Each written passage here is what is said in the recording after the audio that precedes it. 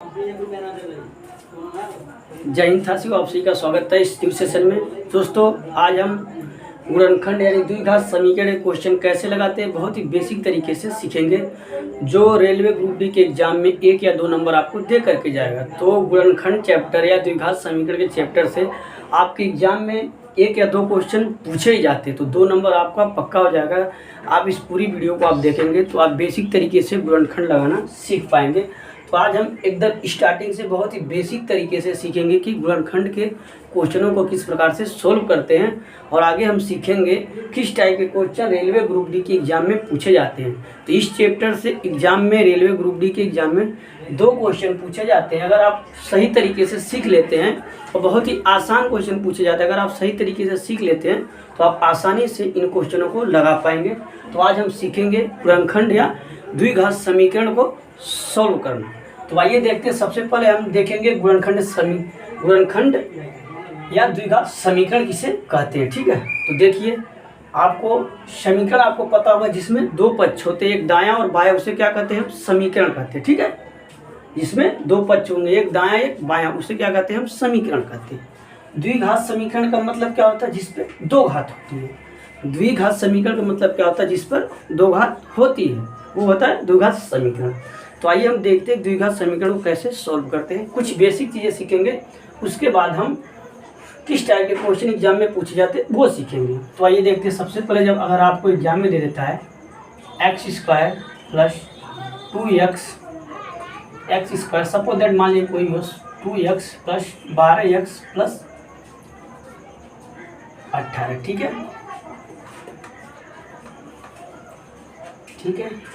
इस तरीके से आपको एग्जाम में क्वेश्चन दे देगा। ठीक है, तो ये क्या है? इसको हम क्या करते हैं?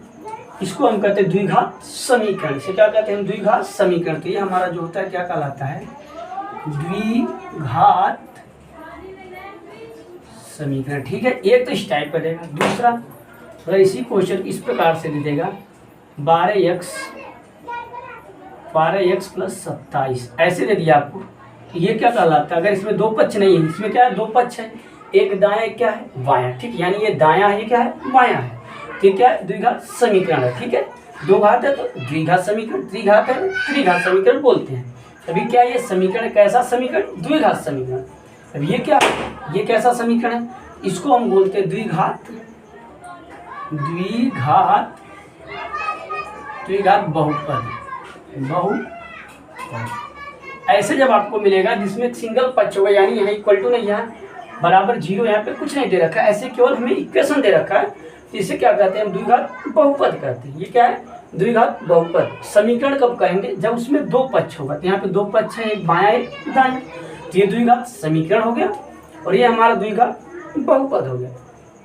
तीसरी कंडीशन आपको मिल सकती है, ऐसे देगा क्वेश्चन में, इस प्रकार से दे दिए, ऐसे कर दिए। ठीक है, तो ये क्या कहलाता है? यहाँ पे ना तो इक्वल टू है, यहाँ पे ग्रेटर देन। ठीक है, ग्रेटर देन या लेस देन। ठीक है, इस प्रकार से दे दीजिए आप, ग्रेटर देन लगाओ, लेस देन लगाओ, इस प्रकार के क्या कहते हैं? हम इसे क्या कहते हैं?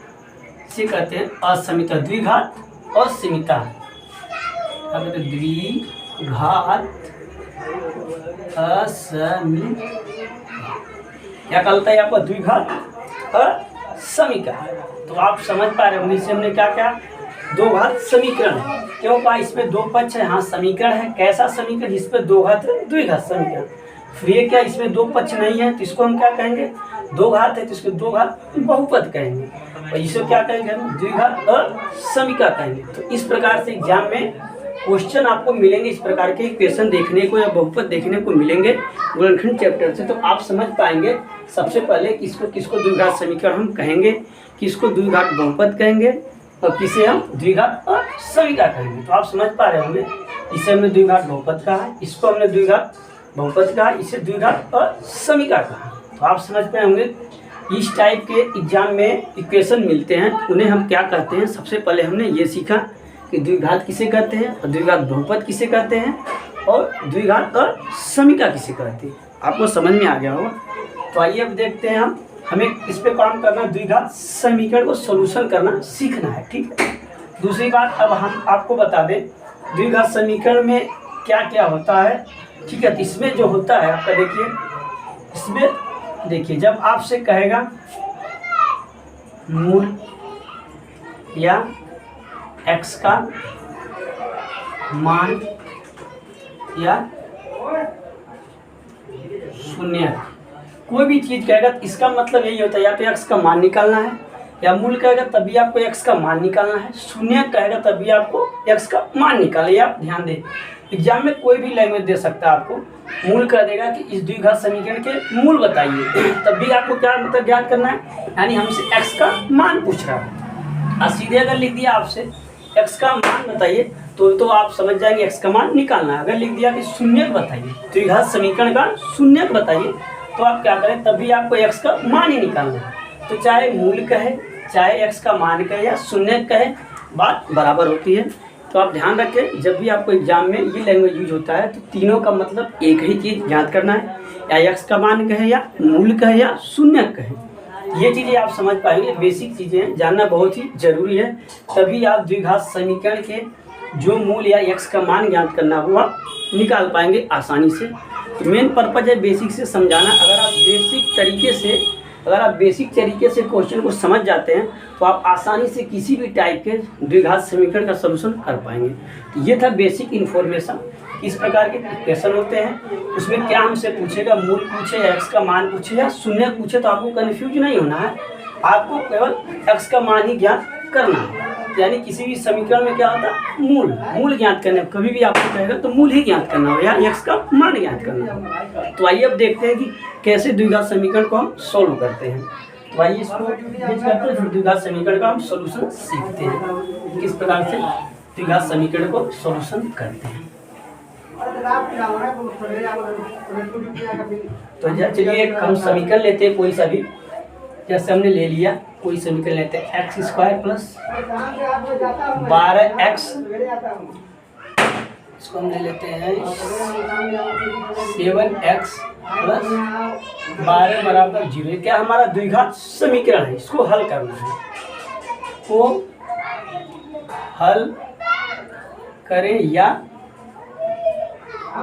मूल बताएं या x का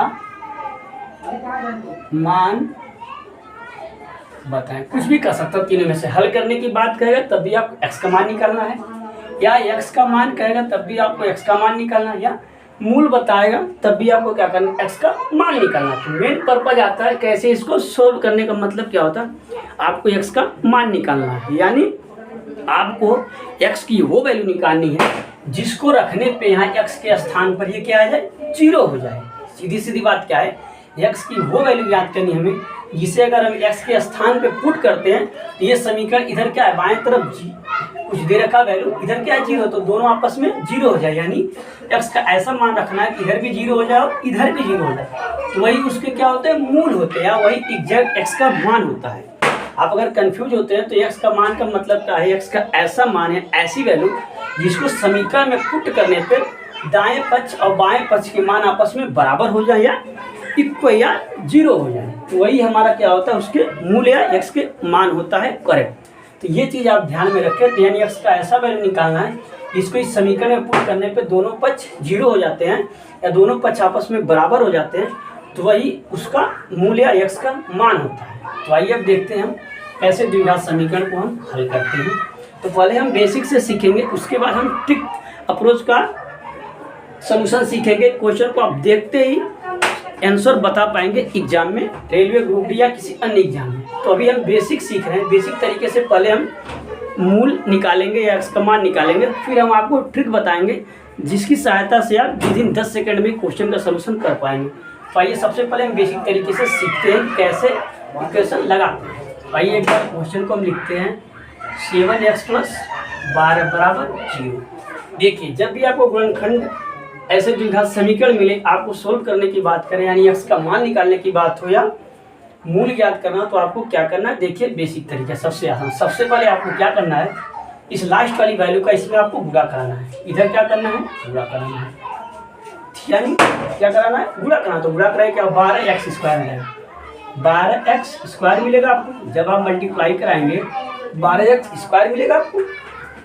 अब हमें ऐसी संख्या ढूंढनी होती है जिसका ऐसी संख्या ढूंढनी होती है जिसका गुणा करने पर हमें 12x² मिल जाए और जोड़ने या घटाने पर 7x मिल जाए। ठीक है, तो अभी हम x की वैल्यू को छोड़ देते हैं, केवल हम ऐसी संख्या ढूंढते हैं जिसका गुणा करने पर हमें क्या प्राप्त हो, 12 प्राप्त, यानी 12 प्राप्त हो। ठीक है, इसकी हम बात करें, और जोड़ने पर हमें 7 प्राप्त हो, तो वो संख्या आपको ढूंढनी होती है। तो आइए हम ढूंढते हैं, तो देखते हैं हमारा क्या हो जाएगा। एक संख्या हमारा 4 हो गया, दूसरा हमारा 3 हो गया, यानी आपको क्या होगा, एक संख्या आपका 4, एक 3। आइए हम चेक करते हैं, तो 4 और 3 का जब आप मल्टीप्लाई कराएंगे तो 4 गुणे जब 3 करेंगे तो आपका कितने मिलेगा, 4 3 12, यानी +12। क्या मिल रहा है यहाँ, +12 ना, हमें +12 चाहिए, तो मिल लिया +12। ठीक है, और जोड़ने पर जोड़ के देखिए तो 4 + 3 आप जोड़िए तो 4 3 कितना हो गया, 7। यानी ये हमारा एग्जैक्ट डाटा है, ये हमारे दोनों फैक्टर ओके हैं, हमने चेक कर लिया। जब हमें गुणा करने पर क्या प्राप्त होना चाहिए, 12, और जोड़ने पर क्या प्राप्त होना चाहिए, 7। ये हमारा प्रॉपर फिट हो रहा है। तो इस तरीके से आपको लगाना होता है, क्या करना होता है, लास्ट वाली संख्या की इसमें गुणा करना होता है। तो हमने 12 से किया तो 12x आया, तो अभी हम संख्या पर काम करते हैं। तो 12x जब हमारा आ गया तो इसके 2 फैक्टर करते हैं, ऐसे फैक्टर जिनको जोड़ने पर 7 आए और गुणा करें तो 12 प्राप्त। तो हमने संख्या ढूंढ लिया 4 और 3, यानी +4 और +3। ठीक है, अब इसको कैसे पुट करते, आइए हम देखते हैं। इनको यहाँ पे हम पुट करेंगे, तो आइए पुट करते हैं। x² ऐसे रहेगा, प्लस यहाँ पे लिखेंगे 4x + 3x प्लस में 12 बराबर 0। ठीक है, आप समझ पा रहे होंगे, बस इधर कर देते हैं इसको। ठीक है, समझ पे। एक क्वेश्चन में हमने क्या किया, यहाँ पे पुट कर, चीज वही लिखी है ना, कितना 4 3 7x और 12 सेम चीज है, यानी इसको हमने 2 भाग में तोड़ दिया। ठीक है, ये वैल्यू पुट कर दिया। ठीक है, आइए इसको सोल्व करते हैं। वो हमारा इक्वेशन मिल गया 4x + 3x + 12 बराबर 0। अब इन दोनों में हम कॉमन लेते हैं। इसमें कॉमन क्या है, कॉमन क्या होता है, जो दोनों में निहित हो या जिससे दोनों में भाग जा सके। तो यहाँ पे कॉमन क्या, x आप कॉमन लीजिए तो यहाँ से एक x निकल जाएगा तो बचेगा 1x, प्लस यहाँ पर भाग देंगे तो x कट जाएगा तो बचेगा 4, फिर प्लस चिन्ह है तो प्लस चिन्ह लगाएंगे। यहाँ पे कॉमन क्या है, x तो है नहीं, तो 3 कॉमन लेंगे हम, तो 3 कॉमन लेंगे तो यहाँ बचेगा x, क्योंकि 3 हमने बाहर ले लिया। यहाँ पर जब 3 से भाग देंगे तो 3 चौके बने 4 बराबर 0। कॉमन का मतलब जो संख्या आप बाहर लेंगे, कॉमन लेंगे, उससे दोनों में भाग जाना चाहिए, और जो भाग देने पे आएगी वैल्यू वो यहाँ पे लिखना होता है। तो हमने वही किया, x कॉमन ले लिया, इसमें जब दोनों में भाग दिया तो ये मिला। 3 कॉमन लिया तो इसमें भाग दिया तो x बचा, यहाँ दिया तो 3 चौके 12 बचा। ठीक है, अब इसके बाद क्या करते हैं, देखिए जो कोष्टक में दोनों वैल्यू सेम है तो एक इसको लेते हैं, जो सेम है एक इसको लेंगे, ये दोनों सेम है। और एक जो कोष्टक के बाहर हमने कॉमन ले रखा है, ये जो कॉमन हमने ले रखा है इनको एक ब्रैकेट में लेंगे तो x + 3, ठीक है, बराबर 0।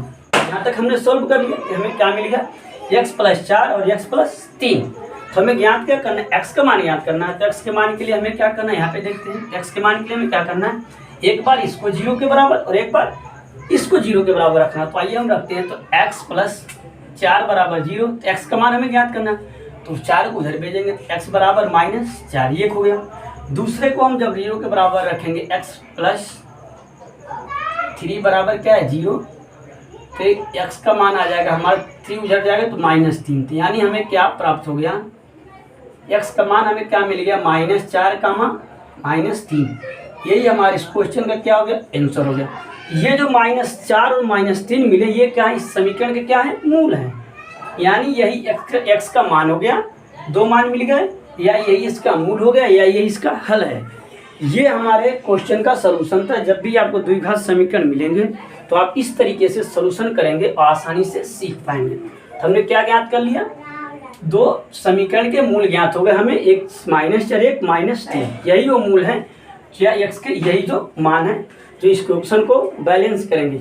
इनको जब आप पुट करेंगे तो आप दोनों पक्ष आपको 0 हो जाएंगे। तो यानी ये चेक करने का तरीका है, x बराबर जब 4 आप रखेंगे तो इधर की वैल्यू 0 हो जाएगी, तो ये मेरा सही माना जाएगा। फिर 3 को भी जब आप रख के चेक करेंगे तो भी आपका 0 आएगा।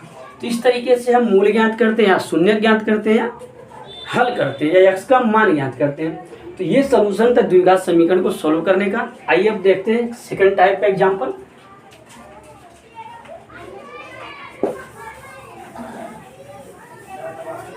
दूसरा कोई एग्जाम्पल एक हम लेते हैं, सपोज दैट मान लीजिए कोई एग्जाम्पल एक और हम लेते हैं x square minus 18x plus x square minus 18x plus 80 बराबर 0। ये कोई एक समीकरण फिर मैंने लिया है। यहाँ पे हमें क्या ज्ञात करना है? मूल ज्ञात करना है, एक्स का मान ज्ञात करना है।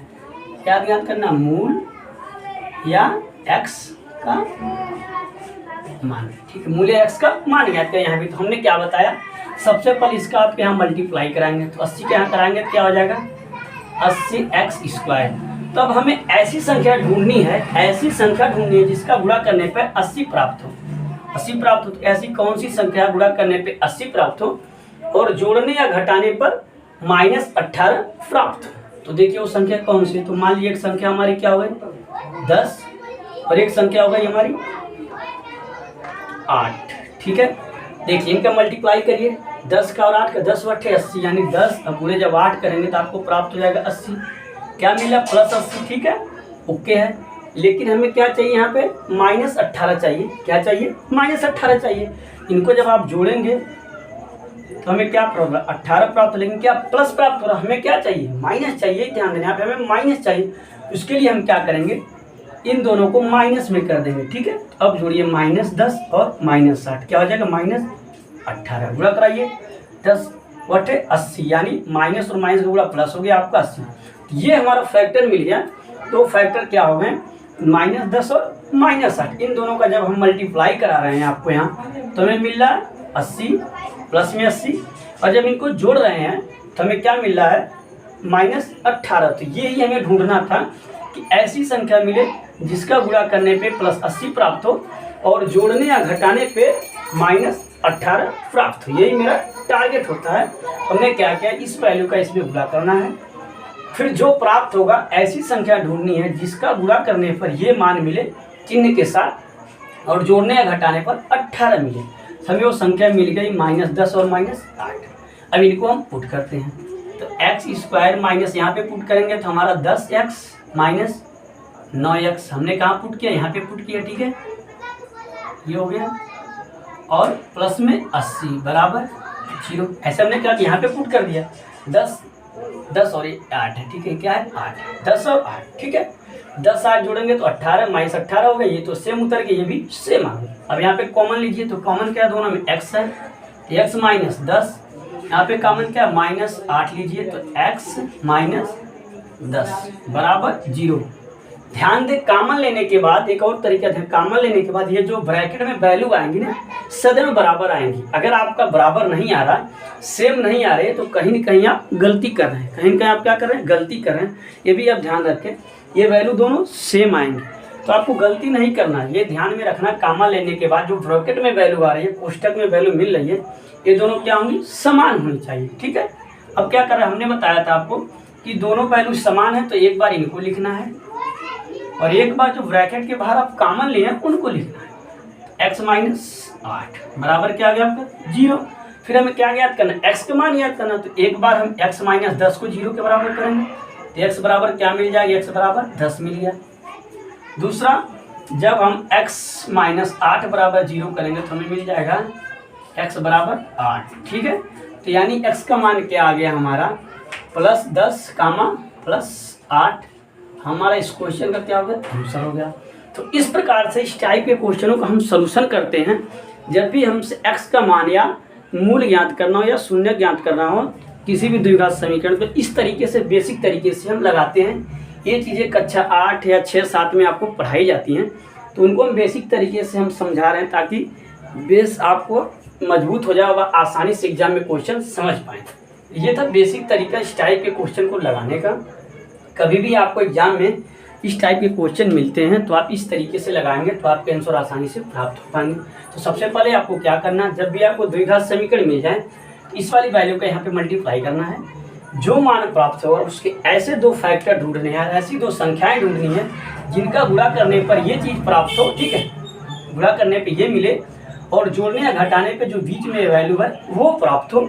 वो जब आप ढूंढ लेंगे तो उसको यहाँ पे पुट करेंगे और आपका मान आसानी से x और x का मिल जाएगा। तो ये तरीका है द्विघात समीकरण को सॉल्यूशन करने का, बहुत ही बेसिक होता है, आप सीख लीजिए। आज हम पहली वीडियो बेसिक लेकर के आए हैं, इसके बाद हम ट्रिक अप्रोच लेकर के आएंगे जिसको आप देखते ही क्वेश्चन का मूल या एक्स का मान बता पाएंगे। और वही आपको सीखना है, क्योंकि ग्रुप डी के एग्जाम में समय कम होता है, तो बेसिक तरीके से लगाएंगे तो आपका काफ़ी टाइम लगेगा। तो हम ट्रिक अप्रोच अगली वीडियो में लेकर के आएंगे और बताएंगे कि आप कैसे देखते इन क्वेश्चनों का आंसर दे पाएंगे। तो आइए एग्जाम्पल और सीखते हैं।